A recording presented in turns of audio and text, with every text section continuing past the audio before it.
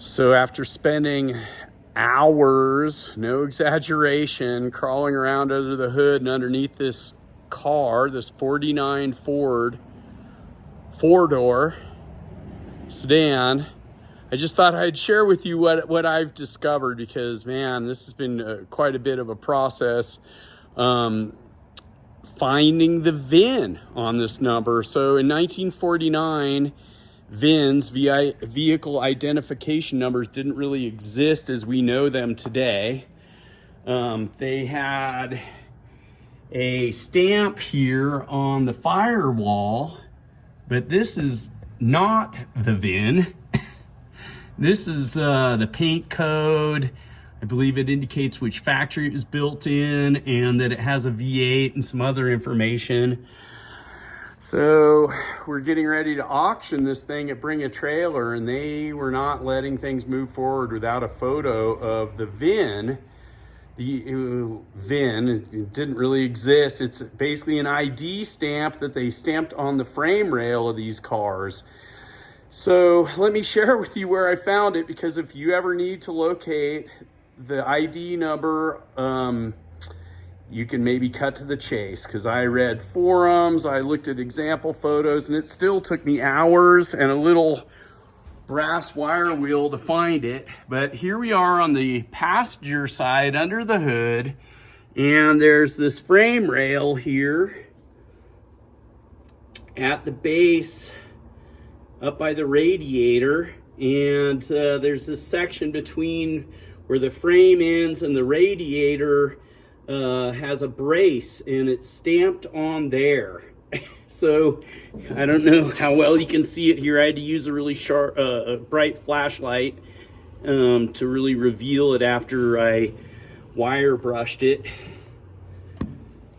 But there you go. So if you ever are required to find the ID number on a 1949 Ford, I just saved you a bunch of time. You're welcome. Good luck. Hopefully this thing fetches top dollar at auction, because this has been 4 years for me since I got a phone call from a lawyer representing the landlord at the shop where this restoration was being done. The mechanic went bankrupt, quit paying his rent.